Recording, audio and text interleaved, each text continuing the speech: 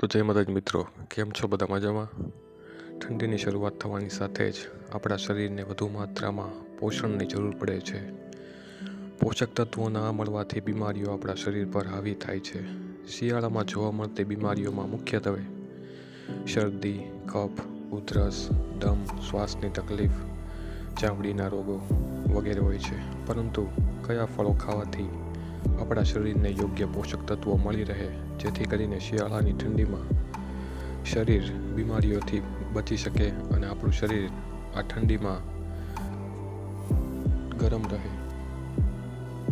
તો પ્રથમ ફળ છે જમરૂખ અથવા જામફળ. જમરૂખમાં વિટામિન સી, ફાઇબર, એન્ટીઓક્સિડન્ટ ભરપૂર હોય છે. ઇમ્યુનિટી વધારે છે. આથી શિયાળામાં બને ત્યાં સુધી જમરૂખનો ખોરાકમાં વધારે ઉપયોગ કરવો. ત્યારબાદ શિયાળામાં ખવાતું બીજું ફળ એટલે કે સંતરા. વિટામિન સીનો ભરપૂર સ્ત્રોત, સાથે સાથે વિટામિન બી તથા ડી, પોટેશિયમ, આયર્ન અને પ્રોટીન હોય છે.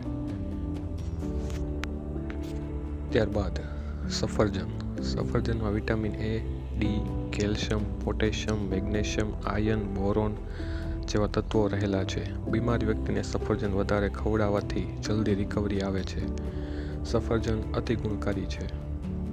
સફરજન માટે એક જૂની કહેવત છે, દરરોજ એક સફરજન ખાવાથી તમારું શરીર નિરોગી રહે છે.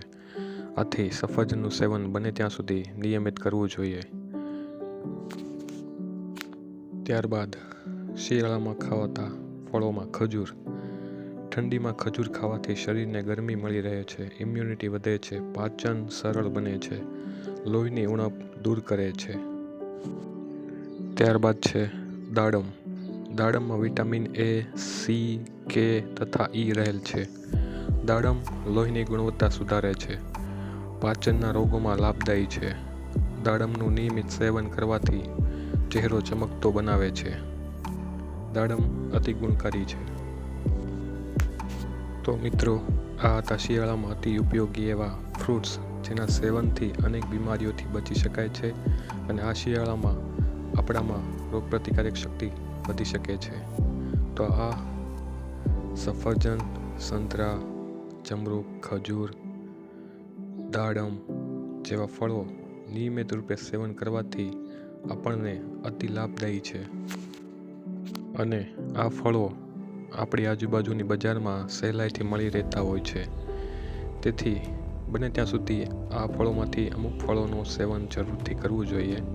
હા, થોડા ઘણા મોંઘા છે, પણ સસ્તા આપણને પરવડે તેવી રીતે લઈ તેનો નિયમિત ઉપયોગ કરવો. મિત્રો, વિડીયો ગમે તો લાઈક કરો, શેર કરો, સબસ્ક્રાઈબ કરો આપણી ચેનલ જાણ્યા જેવી વાતો.